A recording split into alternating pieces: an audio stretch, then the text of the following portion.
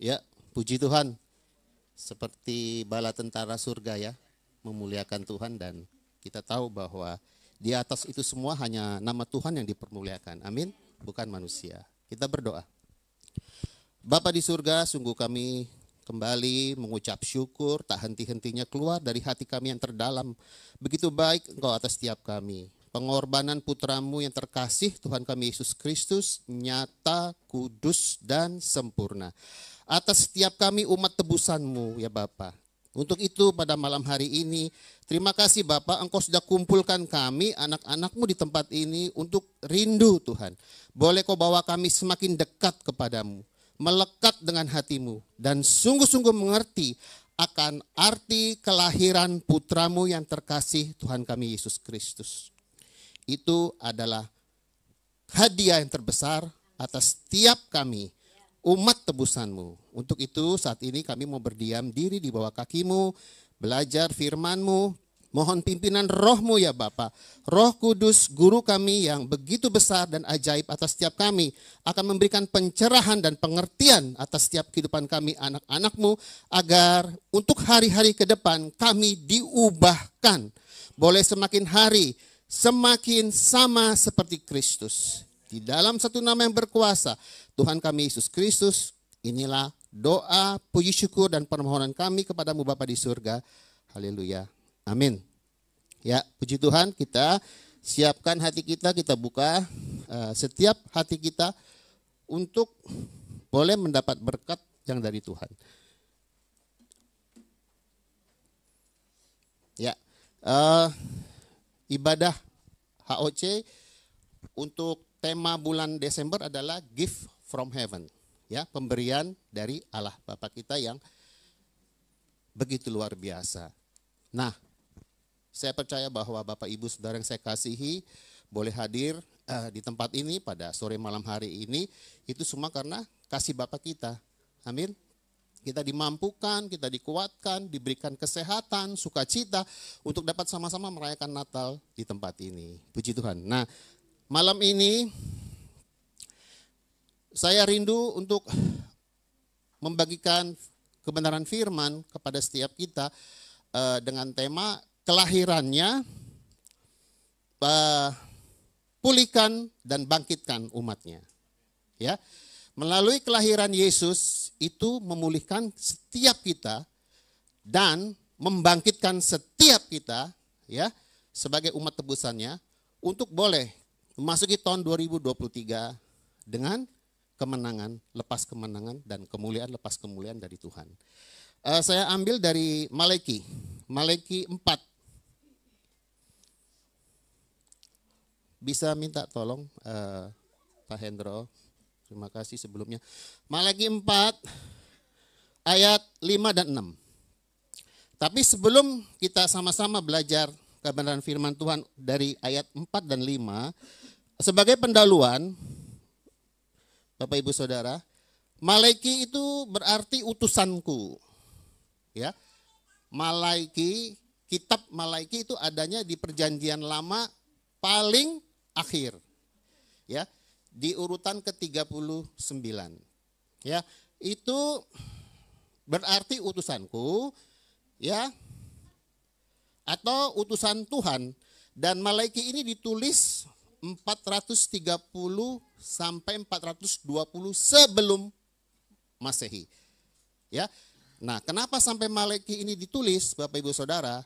Nah, kita akan lihat kenapa sih kok Tuhan suruh nabinya nulis kitab Malaki. Ternyata ya ada beberapa alasan mengapa sampai Allah yang begitu sangat mengasihi umatnya, yang pada saat itu adalah bangsa Israel ya. Kita ini kan belum, kita kan masih hidup, kita kan hidup di perjanjian baru. Nah, pada saat itu Allahnya Allahnya Abraham, Ishak, dan Yakub, ya, yang kita kenal sekarang di dalam Yesus Kristus ya, begitu kecewa dan sedih atas bangsa Israel. Loh kok bisa? Karena begini, ya, pada zaman itu, ya, si zamannya Malaki ini ada, itu dosa bangsa Israel memuncak. Dan itu adalah puncaknya bangsa Israel berbuat dosa kepada Tuhannya, Allah kita. yang kita sekarang bisa panggil Bapa di surga. Mengapa sih? Begini, pertama, ya, para imam merubah perjanjian Allah dengan suku Lewi. Ya. Juga pencemaran mezbah pada saat itu ya, dengan mempersembahkan korban yang cacat. Sementara Allah kita sudah memberikan hukum dan pengajaran kepada bangsa Israel untuk mempersembahkan yang terbaik. Domba sulung atau setiap korban dari yang sulung dan yang terbaik. Nah, pada saat itu zamannya Maleki, mereka udah gak perhatikan itu lagi. Yang penting mempersembahkan korban. Tapi sing cacat aja dikasih itu ke Tuhan. Ya. Itu kita bisa pelajari dari Maleki 1 sampai Maleki 2. Tapi kita perlu bahas di sini ya, waktunya nanti terlalu panjang. Terus setelah mereka mempersembahkan korban yang cacat, mereka juga membawa roti cemar. Ya, untuk dipersembahkan kepada Tuhan. Roti yang katakan cemar. Nah, di sini kalau kita menarik ke kehidupan, diaplikasikan ke zaman sekarang, ke gereja Tuhan, ini pun masih ada terjadi. Ya, begitu banyak gereja Tuhan yang mempersembahkan dalam keadaan hidupnya yang tidak berkenan kepada Allah. Ya, mereka rajin beribadah, tapi sesungguhnya belum ada pemberesan dalam kehidupan umatnya. Ini bicara tentang individu ya, Bapak Ibu Saudara, bukan bicara tentang corporate atau kumpulan seperti ini, tidak. Jadi makanya saya mengajarkan selalu kalau saya sampaikan firman itu, janganlah kita telunjuk ini ke sana sini, jangan. Tapi baiklah kita mau terus mengintrospeksi diri kita sendiri di hadapan Tuhan. Apakah Tuhan, aku sudah mempersembahkan ya persembahan yang benar pada saat aku ibadah? Dan ibadah itu, Bapak Ibu Saudara, bukan pada saat kita merayakan momen Natal, hari Minggu ke gereja, hari Selasa mungkin ada doa malam dan lain sebagainya. Tapi ibadah yang sejati adalah setiap hari di hadapan Tuhan. Ya, apalagi kita tahu bahwa hari-hari ini adalah hari-hari yang jahat dan bahkan sangat jahat. Kalau kita tidak bisa mau mulai belajar untuk mengerti akan isi hati Bapa kita di surga, apalagi terlebih memasuki tahun 2023, keadaan kita akan sama aja dengan hari ini. Tidak akan ada peningkatan. Secara rohani ya, kita bicara ya. Tuhan inginkan kita harus dewasa di dalam Dia. Jangan kayak anak-anak terus. Seperti saya, sudah mau 60. Untuk ukuran umur sudah tua ya. Tapi kalau saya masih bersifat childish di hadapan Tuhan, Tuhan apa enggak sedih? Gitu loh. Sementara kita harus tahu loh. Nanti kita akan bahas nih kelahirannya, kenapa sih sampai Tuhan utus Yesus. Sudah waktunya untuk serius dengan Tuhan. Ya. Enggak ada waktu main-main lagi. Yang Tuhan inginkan untuk mengenal isi hatinya. Apa sih yang Dia inginkan untuk kita kerjakan? Sisa-sisa waktu yang ada. Saya bersyukur hari ini kita boleh ketemu dengan oma-oma kita. Yang Tuhan kasih umur panjang ya. Mereka masih setia untuk mencari Tuhan, mengasihi Tuhan. Ya, jadi biarlah itu juga menjadi satu teladan buat kita yang muda-muda. Jelas ya, jadi pertama tadi, imam merubah perjanjian Allah dengan bangsa Israel. Ya. Imam ini kan adanya di suku Lewi, dari 12 suku bangsa Israel ya. Nah terus tadi apa? Mempersembahkan korban yang cacat, membawa roti yang cemar. Bisa nggak sih diaplikasikan dalam kehidupan gereja hari-hari ini? Ya bisa lah. Ke gerejanya asal-asalan kok, yang penting aku sudah manasin kursi, duduk. Ya, hatiku sampai hari ini jangan diberesin Tuhan. Karakterku ya seperti ini. Orang harus ngerti aku Tuhan. Itu satu hal ya, yang sepele. Atau yang lainnya. Ya, pada saat Roh Kudus mau intervensi, kita tetap mengeraskan hati. Ignore ya, nggak peduli. Dengan kasih Bapa kita yang begitu luar biasa. Makanya kan selalu saya katakan jangan anggap sepi kemurahan Tuhan. Selagi waktu masih ada. Ya, kita nggak tahu besok atau lusa apa yang akan terjadi. Kedua, yang Tuhan nggak suka pada zamannya Maleki, dosa bangsa Israel itu sudah puncaknya. Kawin campur, perceraian, persinahan rohani, dan menganggap orang yang jahat itu baik. Kawin campur. Tuhan kan sudah bilang, jangan menikah dengan non-Israel. Tapi pada saat itu, kita nih topiknya lagi bangsa Israel ya, bukan sekarang. Pada saat itu Israel sudah dilarang, jangan menikah dengan bangsa lain. Tapi mereka tetap, laki-laki bangsa Israel senangnya ngambil dari perempuan yang non-Israel. Nah itu Tuhan gak suka. Ya. Apapun alasannya Tuhan sudah bilang bahwa itu bukan keinginan Tuhan. Terus mereka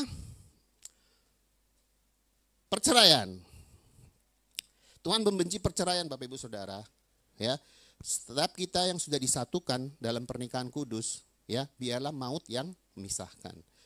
Jangan kasih alasan nanti, ternyata Tuhan engkau salah kasih ke aku, ini bukan partnerku. Apalagi kalau untuk seumur hidup, nggak bisa Tuhan. Nah itu jangan ya, kita usahakan untuk setia dengan pasangan hidup kita. Apapun keadaannya. Terus tadi persinahan rohani. Hati-hati ya, suka ke gereja, doa, dan lain sebagainya. Tapi masih suka minta diramal.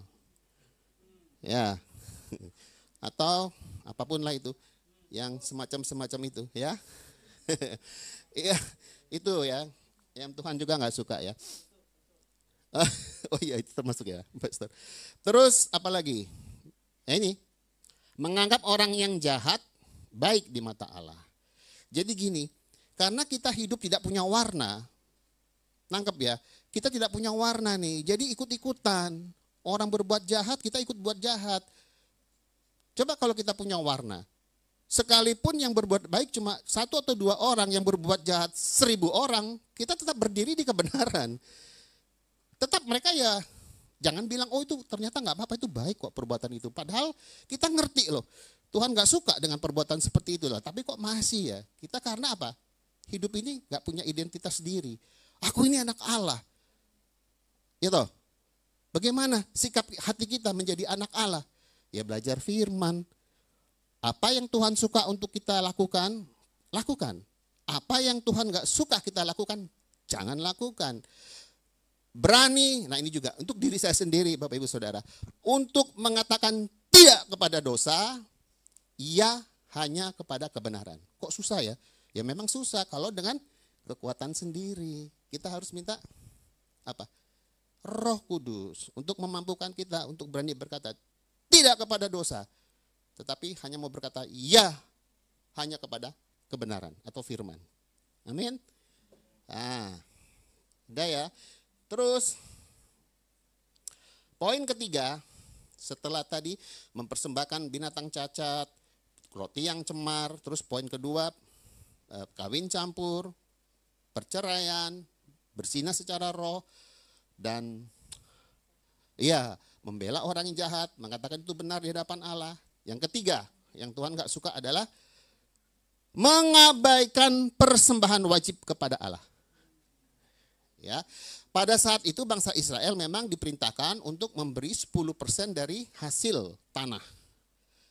Benih tanah yang tumbuh, buah pohon-pohonan yang berbuah itu dibawa 10%-nya dikasih ke suku Lewi. Ya, nah tapi untuk kita yang hidup di zaman perjanjian baru, ya. Yesus itu kan sudah berkorban buat kita, mati di kayu salib. Lah, kalau gitu ukurannya bukan 10% lagi dong. Kalau kita mengasihi Tuhan dengan segenap hati, segenap jiwa, akal budi dan kekuatan, ya bisa aja malah lebih dari 10%. Kenapa enggak? Dia sudah memberikan nyawanya loh untuk kita. Ya, amin enggak? Amin. Ya toh. Ada enggak sih harta yang dibawa mati? Enggak ada. Iya, selagi ada. Oh iya, maksudnya benar saya nangkap ya, suka dikasih cincin berlian apa ya. ini kalung segala macam, karena saking kayanya nih, begitu yang masuk mati orang kaya aja perhiasannya pun ikut masuk di situ. Ya, maksud saya jadi begini Bapak Ibu Saudara, di perjanjian lama diharuskan untuk memberi 10%. Kita di perjanjian baru yang sudah ditebus dengan darahnya yang mahal, ya kenapa enggak kalau lebih dari 10% kalau memang digerakkan atau tergerak untuk melakukan seperti itu. Ya, jadi ini kenapa tadi saya bilang Malaki ditulis. Ini poin-poinnya sudah ya, nangkap ya. Nah, kalau kita belajar di khusus kitab Malaki ini ada semua kok. Jadi di rumah nanti kalau mau dibaca lagi ya dengan senang hati. Pasti Tuhan juga senang ya. Kita mau terus membawa diri kita untuk lebih hari lebih dekat kepada Bapa kita di surga. Nah, ayat kelima. Pak Hendro. Masuk sekarang di sesungguhnya aku akan mengutus Nabi Elia, ya, Malaki 4 ayat 5. Kepadamu menjelang datangnya hari Tuhan yang besar dan dahsyat itu. Amin. Hari Tuhan di sini ya mengacu kepada kedatangan Kristus yang pertama dan yang kedua sekaligus. Yang pertama, seperti tadi sudah dipujikan, lahir di Bethlehem di Migdal Eder. Kalau kita mau belajar lebih dalam lagi ya, apa sih itu Migdal Eder? Itu adalah satu tempat ya untuk para gembala memelihara kawanan domba-domba yang terbaik untuk dipersembahkan pada zaman perjanjian lama. Namanya Migdal Eder. Itu kalau kita mau browsing di Google, ketika aja Migdal Eder, di perjanjian lama banyak, ada kurang lebih 3 atau 4 kata-kata yang menggunakan Migdal Eder. Ya, jadi di situ Yesus lahir.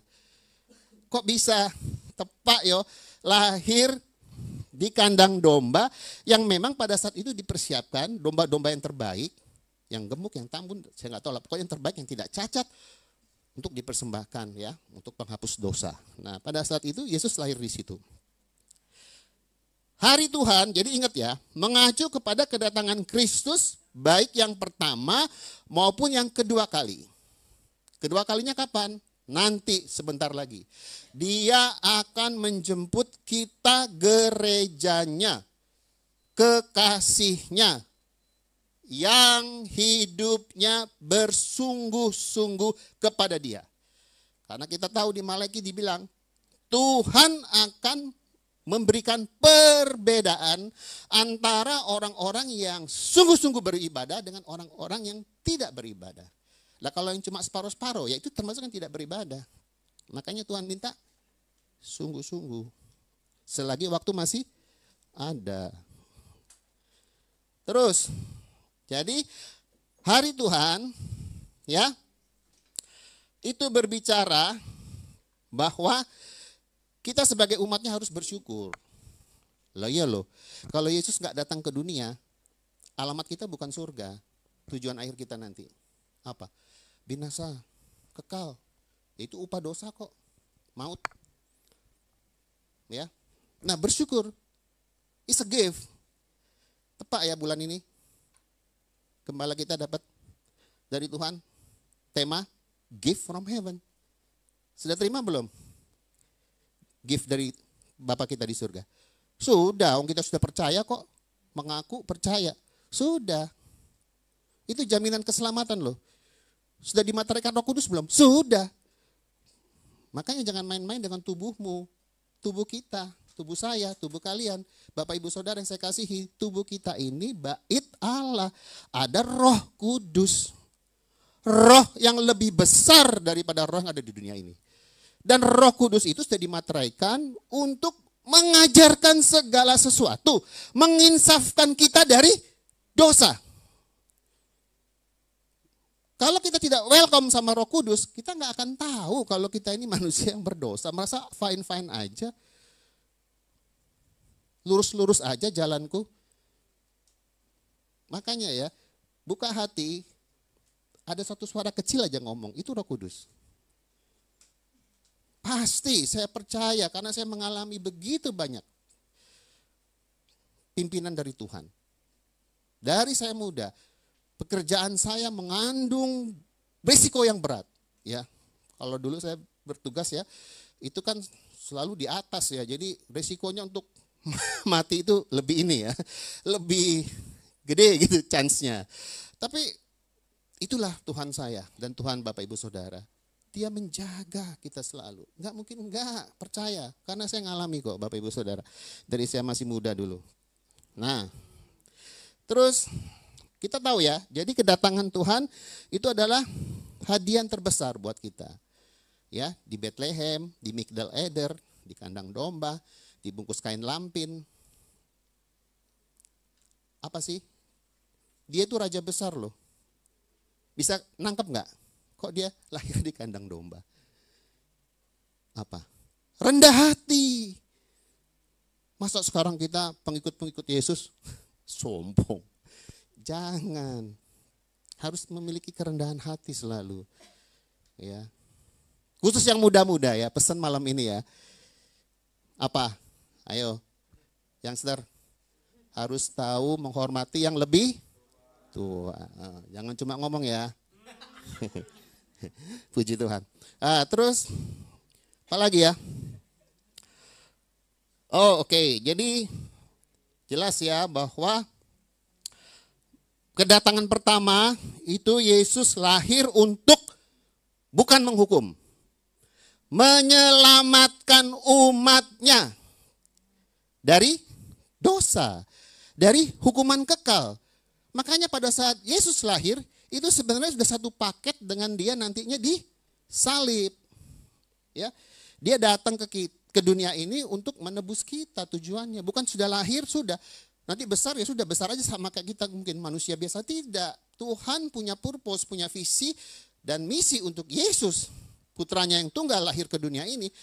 Itu satu paket untuk menebus kita, manusia yang dikasihinya.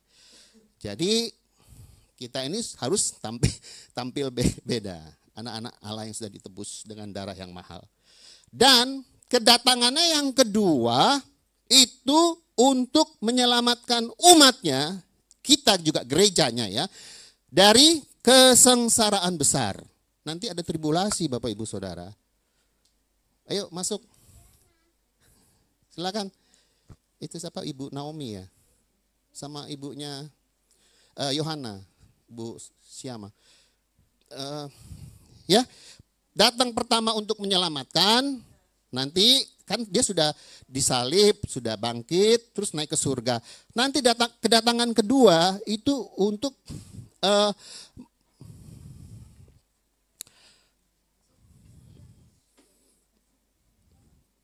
membebaskan kita dari kesengsaraan yang besar. Itu kita bisa baca dan belajar di Wahyu, kitab Wahyu, Bapak Ibu Saudara. Ngeri loh, tribulasi. Enggak ada yang satu pun dapat bertahan. Sekarang dicubit sedikit aja ngamuk. Apalagi nanti loh, bukan hanya diintimidasi, tapi kita betul-betul disiksa di masa tribulasi. Yang masih mau percaya Yesus itu ngeri. Tapi itu kan momennya bukan sekarang, ini kan momennya Natal. Dibahasnya dibahasnya nanti.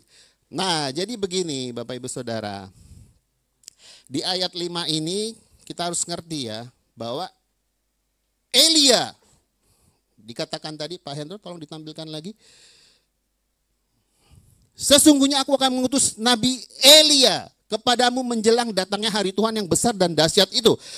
Elia maksud saya adalah Yohanes Pembaptis. Yohanes Pembaptis itu dia dikatakan bahwa dipenuhi dengan roh Elia. Makanya Yohanes itu diutus ya ke dunia ini untuk mempersiapkan, membuka jalan bagi Tuhan. Elia bukan hanya dia hidup di perjanjian lama, tapi roh yang ada pada Elia itu pun ada pada Yohanes Pembaptis, dan Elia yang sama nanti pun akan ada di penghujung zaman. Ada itu di kitab Wahyu lagi. Jadi ini memang adalah suatu pembelajaran yang memang agak sedikit dalam. Tapi kita tahu bahwa betul-betul Tuhan tidak pernah salah. Tuhan Allah kita itu selalu presisi, sedetil-detilnya, titik, koma itu dia tahu. Nggak pernah lupa, Tuhan itu nggak pernah lupa. Ya, kalau kita belajar di Perjanjian Lama, ingat ya, waktu itu Mordekai ya toh, kok bisa loh Tuhan kasih ingat ke salah satu pegawai istana, ini loh sudah berjasa raja. Akhirnya sang raja kan membalikan keadaan, malah si Haman yang kena pancung sama keluarganya.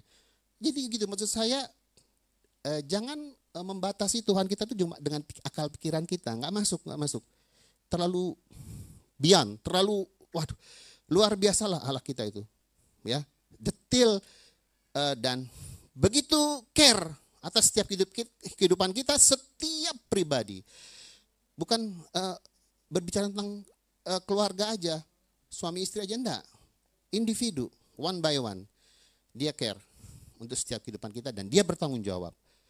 Ya, jadi jangan lagi pernah mempunyai pikiran putus asa, mengasihani diri sendiri, ya, jangan. Kita ini sungguh sangat berharga di hadapan Tuhan. Terlebih memperingati Natal akan kelahirannya. Nah itu maka saya bilang kelahirannya itu memulihkan dan membangkitkan kita. Makanya kalau kita terus ke bawah kita akan dapat poinnya.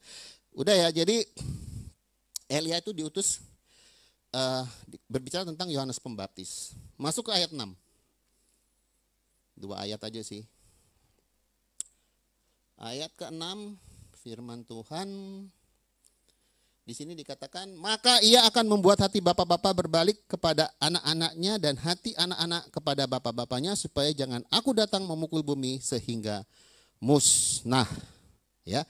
Jadi pada zaman itu memang ini berbicara hubungan antara Israel dengan Allahnya. Nah, kalau kita tarik ke gereja Tuhan hari-hari ini, hubungan kita dengan Bapa kita di surga. Terlebih laki-laki, imam. Ya, kita mempunyai tanggung jawab yang besar terhadap istri kita maupun anak-anak yang dipercayakan Allah Bapa kepada setiap kita.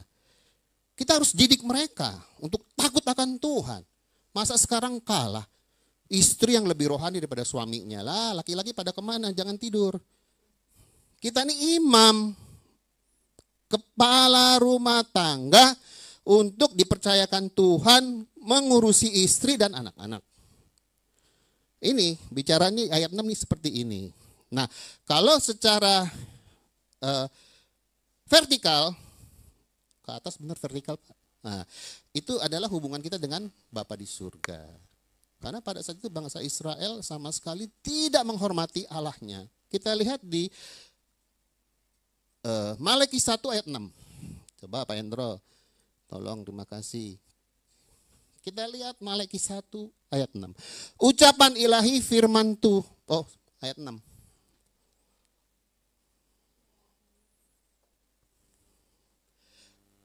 Seorang anak menghormati bapaknya dan seorang hamba menghormati tuannya.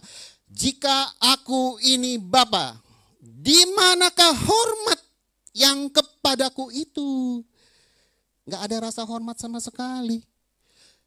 Jika aku ini tuan, di manakah takut yang kepadaku itu? Enggak ada takut-takutnya sama Tuhan. Firman Tuhan semesta alam kepada kamu, hai para imam yang menghina namaku. Tetapi kamu berkata, dengan cara bagaimanakah kami menghina namamu? Selalu tuh manusia tidak pernah mau mengakui kesalahannya dan selalu merasa dirinya benar. Jelas loh yang ngomong Tuhan, masa sih Tuhan salah? Kalau Tuhan salah itu bukan Tuhan saya. Tuhan saya itu selalu benar. Ya. Ini ada hubungannya ya dengan tadi yang saya bahas ya. Makanya Tuhan kirim si Elia mendahului Yesus lahir supaya ini tujuannya. Sudah waktunya kita ngerti nih. Ya. Begitu banyak anak-anak kita memiliki kepahitan dengan kita. Ayo bapak-bapak ngaku. Banyak kan anak-anak kita yang memiliki kepahitan dengan kita, mungkin dengan perkataan kita, yang tidak mempunyai hikmat, tidak pernah mendidik mereka, tapi selalu menuntut mereka lebih dari kemampuan mereka. Nah, ini adalah gambaran, Bapak Ibu Saudara. Kita pun juga harus membereskan hidup kita dengan Bapa kita di surga. Nah, kalau ini berlaku bukan untuk bapak-bapak, semua harus ada pemberesan dengan Bapa kita di surga. Pemberesannya apa? Ya tanya dengan dirimu sendiri. Saya pun suka nanya sama diri saya sendiri. Apa sih Tuhan yang belum aku bereskan di hadapanmu? Apa sih Tuhan yang masih engkau gak suka aku lakukan hari-hari ini di hadapanmu selagi waktu masih ada? Dan saya selalu bilang, Tuhan saya mau menyelesaikan tugas saya sampai selesai. Saya gak mau Tuhan belum selesai tugas saya, tapi saya mundur. Dimanapun Tuhan mengutus saya mau, maksud saya asal itu memang Tuhan yang perintahkan untuk saya kerjakan. Itu pun saya rindu untuk setiap kita boleh memiliki satu pikiran yang sama, satu statement yang sama. Jadi ayat 6 dengan jelas, ini pelayanan masa depan dari nabi yang akan dilukiskan sebagai membereskan hubungan keluarga dengan Allah dan sesama anggotanya. Tadi sudah kita pelajari dan kita bahas bersama ya. Oh, saya diingatkan, saya suka. Makanya berapa kali kan Pastor Samuel selalu setiap ibadah minggu kan mengajak kita untuk rekonsiliasi kan. Suami ke istri, istri ke suami, ke anak-anak, terus kepada teman-teman sekerja Allah, keluarga Allah di tempat ini. Bagaimana kita bisa berdamai dengan orang di luar sana kalau kita sendiri di dalam gak bisa berdamai. Saya suka sekali. Pastor Samuel selalu ngajar seperti itu. Ayo, kita lakukan. Itu adalah bukti kita anak Allah. Hidup selalu penuh dengan kasih. Kasih agape. Jelas jadi ya, ayat 6. Oke. Nah, sekarang udah ya, udah nangkep nih ya. Kenapa sampai si kitab Malaki ditulis ya? Udah dapat. Sekarang, melalui kelahiran Yesus, Natal, kita selalu bilang Christmas, Natal. Itu apa sih yang dipulihkan dan dibangkitkan? Kelahiran Yesus, pulihkan hubungan umat dengan Allah Bapa di sorga. Oh jelas, begitu Yesus lahir, sampai dia wafat, mati di kayu salib ya, tunduk loh. Di bawah otoritas yang dari surga. Tuhan Yesus gak pernah ngelawan loh. Dia taat sampai mati, bahkan mati di kayu salib dikatakan. Nah itu membawa kita untuk diperdamaikan dengan Bapa di surga. Ya, terus selain itu, melalui kelahirannya, setelah kita dipulihkan hubungan kita dengan Bapa di surga, dosa-dosa kita diampuni. Amin. Nah, jangan ingat-ingat lagi. Kalau kita masih diingat-ingatin dosa yang lalu, padahal kita sudah ngaku kan, itu berarti kita masih diikat, terikat dengan masa lalu. Jangan. Tuhan sudah bereskan kok. Katakan ada kepada diri sendiri. Aku sudah ditebus dengan darah yang mahal. Dosa-dosaku sudah dihapuskan. Jangankan yang lalu. Kalau kita sudah ngaku nih, tadi pagi aja kita berbuat dosa, kita minta ampun. Tuhan Yesus lupa tuh. Nangkep gak? Kita ngomong gini, Tuhan tadi pagi aku nyakitin istriku. Ini contoh ya Ma. Aku nggak beneran Pastor. Ini cuma contoh. Nah, tapi kan saya udah minta ampun nih.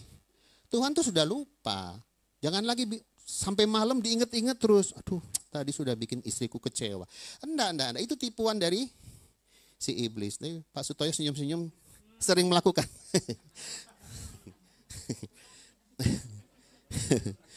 Udah ya, habis itu dosa diampuni. Nah, melalui kelahiran Yesus ya, setelah kita diperdamaikan dengan Allah Bapa kita di surga, kita boleh manggil Bapa. Di mana sih ada orang di luar sana boleh manggil Allahnya Bapa? Kita yang diperbolehkan manggil Bapa. Dosa diampuni, dibebaskan dari kutuk hukum Taurat. Karena tidak ada satu manusia pun yang dapat melakukannya. Itu kalau dipecah, diuraikan dari 10 perintah Allah, itu menjadi 613 poin hukum Allah. Sopo sing iso? Gak akan ada yang bisa manusia. Nah makanya lahirnya Yesus, itu kita dibebaskan dari kutuk hukum Taurat. Dan merobohkan tembok pemisah. Merobohkan tembok pemisah di sini, kita sekarang sama bangsa Israel mempunyai hak yang sama, berkat yang sama. Tuhan sudah tidak lagi lihat bangsa pilihanku, bangsa Israel, enggak. Tetapi juga mata Tuhan tertuju kepada bangsa-bangsa seluruh dunia. Makanya saya selalu bilang, Tuhan, langit, bumi, dan laut beserta segala isinya ciptaanmu. Ya, ada dalam kasih-Mu. Engkau mutlak mempunyai otoritas untuk mengatur hidupku. Karena apa? Kita semua ini ciptaan Allah melalui firman-Nya yang sudah lahir, yang malam ini kita rayakan.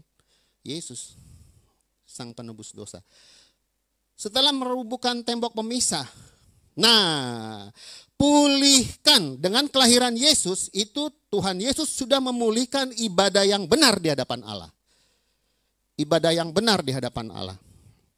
Sedikit lagi ya. Ibadah yang benar di hadapan Allah, coba kita lihat di Efesus 2 ayat 18 sampai 21. Kita kan sudah hidup di dalam perjanjian lama. Jadi contohnya jangan perjanjian lama, perjanjian baru dong. Nah, coba Efesus 2 18 sampai 21. Karena oleh Dia kita kedua pihak dalam satu roh beroleh jalan masuk kepada Bapa. Terus demikianlah kamu bukan lagi orang asing dan pendatang, melainkan kawan sewarga dari orang-orang kudus dan anggota-anggota keluarga Allah. Ingat ya, status kita ini anak-anak Allah, bukan anak-anak dunia. Terus, yang dibangun di atas dasar para rasul dan para nabi, dengan Kristus Yesus sebagai batu penjuru. Dialah juru selamat kita. Terakhir, di dalam Dia tumbuh seluruh bangunan, rapi tersusun menjadi bait Allah yang kudus di dalam Tuhan. Di dalam siapa? Tuhan Yesus. Dia sudah lahir kurang lebih 2000 tahun yang lalu. Malam ini kita merayakan. Jadi pertumbuhan yang sejati dan sempurna hanya ada di dalam Yesus. Kalau kita di luar Yesus, sampai kapanpun kita akan menjadi manusia rohani yang kerdil. Titik-titik tersinggung. Titik-titik ngambek. Titik-titik enggak ada Tuhan-Tuhanan. Itu manusia yang kerdil. Padahal saya sudah pernah sampaikan juga di sini, melalui proses hidup kita itu kesempatan kita untuk menjadi dewasa di dalam Dia. Supaya apa? Bisa menjadi berkat loh buat orang lain, enggak dilek sendiri, berkat yang dari Tuhan. Menjadi kesaksian hidup Bapak Ibu Saudara. Ya, terus setelah pulihkan ibadah yang benar di hadapan Allah, juga kelahiran Yesus, pulihkan status kepemilikan sebagai umat Allah untuk menerima kasih-Nya. Status kepemilikan yang tadinya kita bukan anak-anak Allah, kita ini kan Tuhan Yesus bilang, kalau engkau pendusta, bapakmu itu apa? Iblis, bapak pendusta. Lah kita itu waktu belum kenal Yesus, hidup kita kan dikatakan di perjanjian baru, di apa? Kita ditunggangi. Kita ditunggangi sama roh-roh jahat itu. Nah sekarang kan status kepemilikan sudah berubah. Kita ini sudah berkali-kali saya bilang dari gelap kita dibawa ke terangnya yang ajaib. Dipisahkan Bapak Ibu Saudara. Sudah jangan lagi sama hidup dengan orang-orang yang tidak mengenal Tuhan. Stop, udah bukan waktunya. Kita harus berubah. Ya, status kepemilikan jelas. Kita dipenuhi oleh kasih-Nya. Makanya ada dikatakan, kasih-Mu itu cukup bagiku. Kalau kita sudah ketemu dengan kasih-Nya Bapa, cukup. Wes dah cukup, nggak perlu lagi macam-macam. Bukan nggak perlu, maksud saya tidak punya keinginan untuk yang wah-wah gitu, enggak. Sudah. Cukup kasih-Mu Bapa, cukup bagiku. Dan terakhir, kelahiran Yesus bangkitkan bangkitkan, tadi kan pulihkan ya. Barusan ini pulihkan. Kelahiran Yesus, bangkitkan umatnya dari kematian rohani. Kita lihat Efesus 5. Ayat 14-17. Kelahiran Yesus, bangkitkan umatnya dari kematian rohani.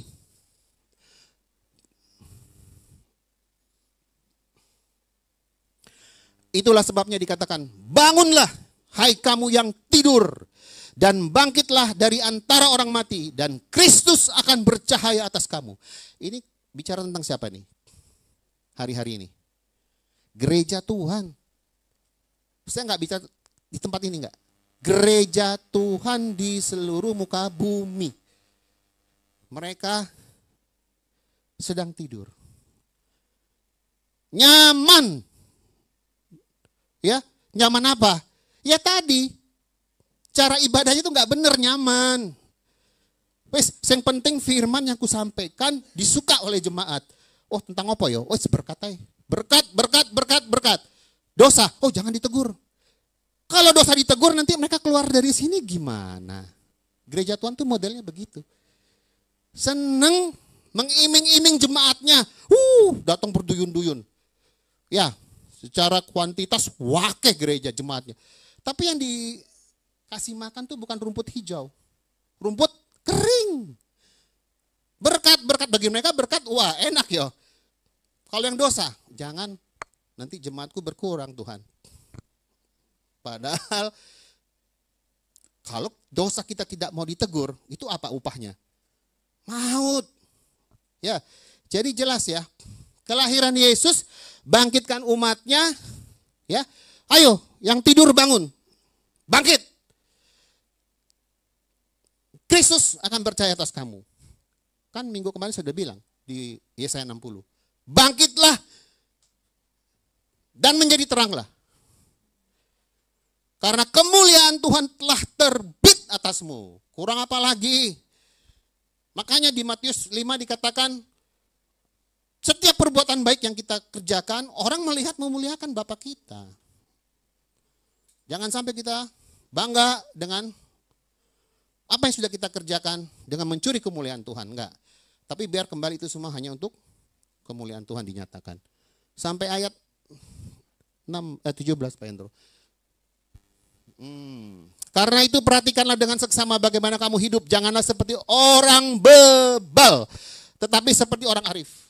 Terus, ya jangan bebal ya, Bapak Ibu Saudara, saya juga enggak mau. Dan pergunakanlah waktu yang ada, karena hari-hari ini adalah jahat. Tadi di depan saya sudah singgung kan, hari-hari ini jahat. Jangan terlena dengan rayuan si iblis.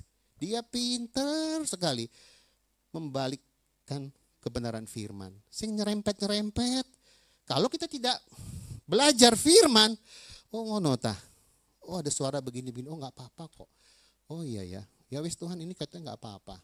Seperti itu, jadi kita terrayu ya dengan bujukan si jahat untuk kita melakukan hal-hal yang tidak berkenan kepada Tuhan. Pergunakanlah waktu yang ada, tadi sudah berkali-kali saya bilang ya, kita ini masih diberi nafas. Jadi pergunakan kemurahan Tuhan yang masih ada pada setiap kita. Terakhir 17.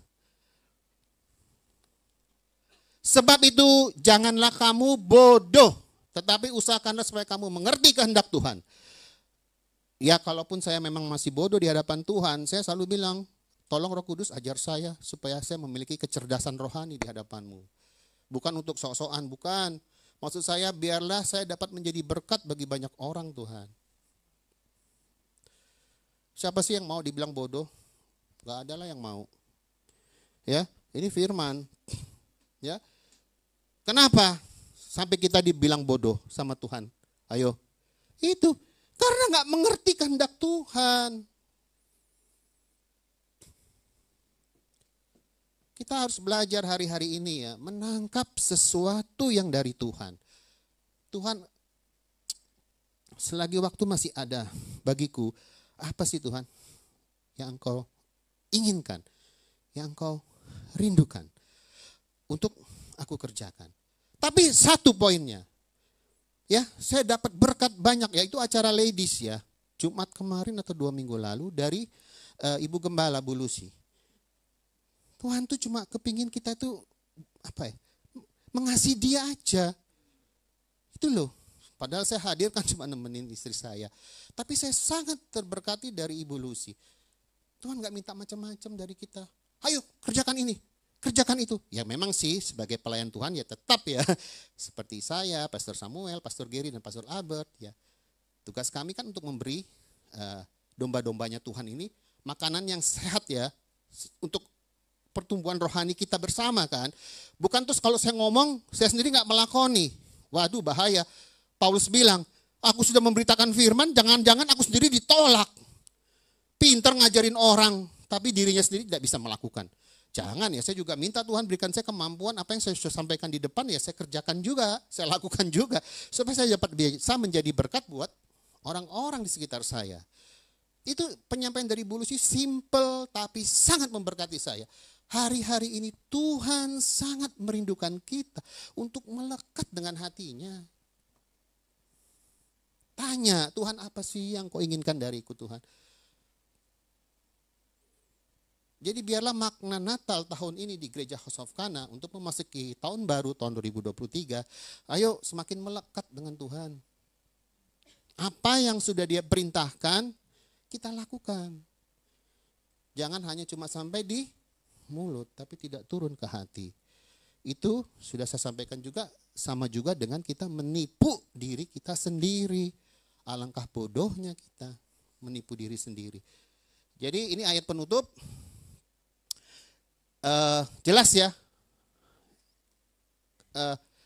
melalui kelahirannya Tuhan sudah pulihkan tadi yang saya sudah sampaikan dan bangkitkan kita yang saat ini masih tertidur.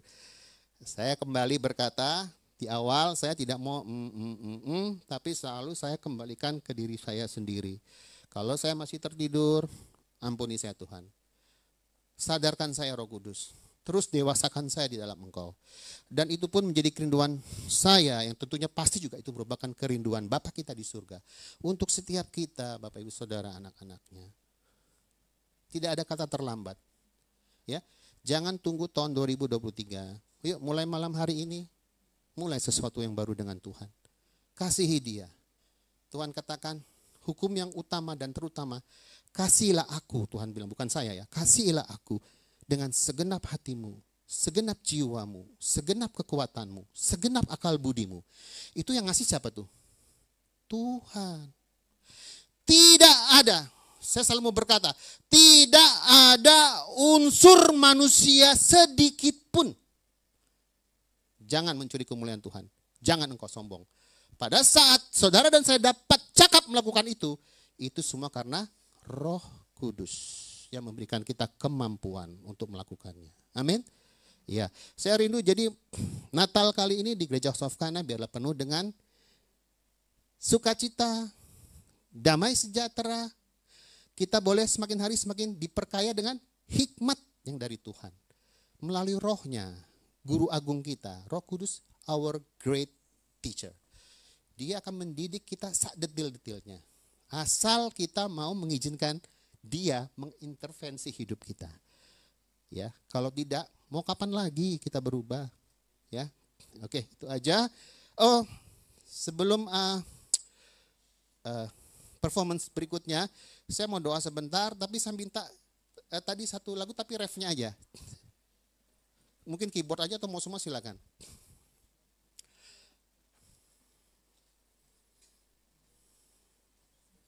Biarlah kiranya semua kita yang ada di ruangan ini diberkati ya. Puji Tuhan. Kita ada di House of Kana itu juga karena kemurahan Tuhan. Kita bisa dipertemukan bersama menjadi satu keluarga yang boleh melakukan apa yang menjadi kehendaknya, bukan kehendak manusia.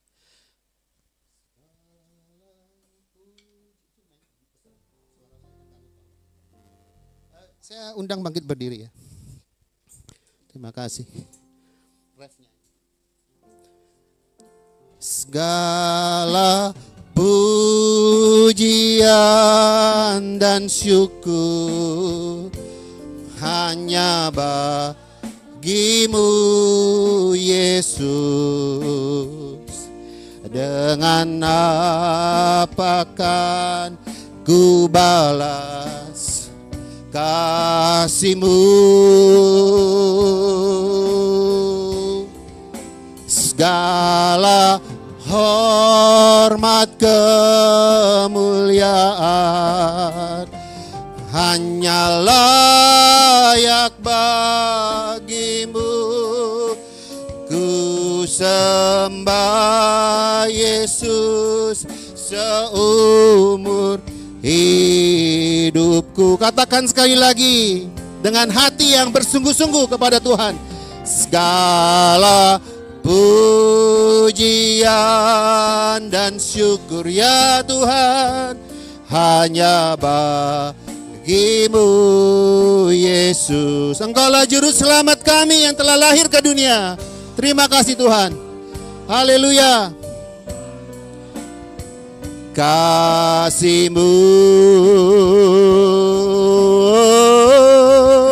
segala hormat kemuliaan hanya layak bagi-Mu.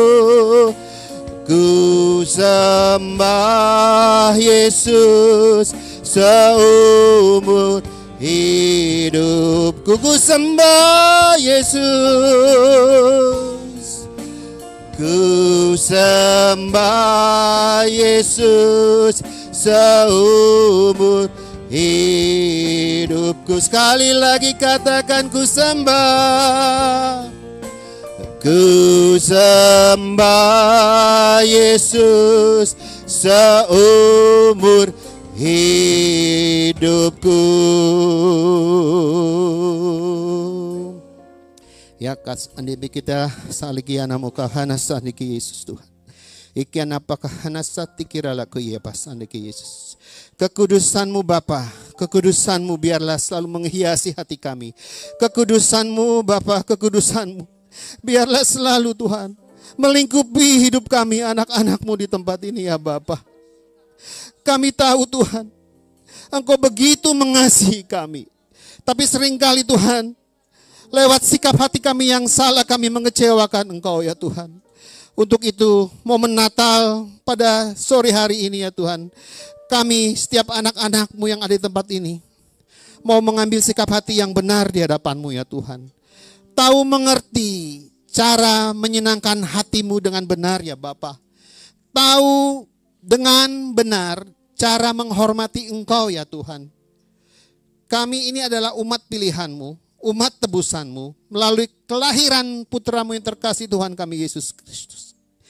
Kami mengerti dan tahu Tuhan bahwa Engkau mempunyai satu rencana yang besar atas setiap hidup kami.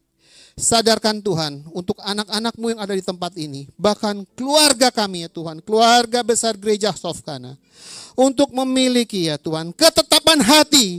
Untuk mau lebih lagi bersungguh-sungguh dengan Engkau ya Tuhan. Memasuki tahun 2023. Di dalam Engkau kami mau berkata. Ada penyertaan yang sempurna. Karena firman-Mu berkata, Immanuel itu adalah jaminan bagi setiap kehidupan kami, anak-anak-Mu yang ada di tempat ini. Bahkan untuk seluruh keluarga kami, dimanapun saja mereka berada. Seperti firman-Mu berkata, Engkau akan membawa kami ke padang rumput yang hijau dan ke air yang tenang. Sekalipun di luar sana dunia gonjang-ganjing tidak menentu, tetapi kami semua mau berkata ada dalam perlindungan dan pemeliharaan-Mu yang sempurna ya Bapa. Terima kasih Tuhan, terima kasih untuk kasih-Mu yang begitu besar dan tidak habis-habisnya dalam kehidupan kami. Ajar kami untuk menghitung hari-hari kami selagi masih Kau berikan kami nafas kehidupan. Untuk kami selalu memuji, memuliakan Engkau, dan membesarkan nama-Mu ya Tuhan, lewat kehidupan kami. Setiap perbuatan baik yang kami tabur di sekitar kami, mereka melihat akan memuliakan Engkau Allah Bapa di surga. Kemuliaan itu hanya bagimu, bukan untuk kami ya Tuhan. Kami ini adalah hanya hamba-hambamu. Terima kasih ya Bapa, terima kasih untuk Natal yang begitu indah di tempat ini. Biarlah Tuhan kenangan manis ini dapat terus ada di dalam kehidupan kami untuk ke depannya. Agar iman kami tidak luntur, iman percaya kami kepadamu tidak padam. Melainkan terus bersinar dan bersinar, bahkan memiliki pengharapan yang pasti di dalam Engkau. Kami mau hidup di dalam janji-janjimu yang ya dan amin atas setiap kehidupan kami anak-anakmu di tempat ini. Terpujilah namamu dari kekal sampai kekal. Allah Bapa, Putra dan Roh Kudus. Segala hormat, kemuliaan, keagungan, kejayaan dan kekayaan hanya bagimu di tempat yang maha tinggi. Dan di dalam satu nama yang berkuasa, Tuhan kami Yesus Kristus. Inilah doa puji syukur kami kepadamu Bapa yang baik. Haleluya. Amin.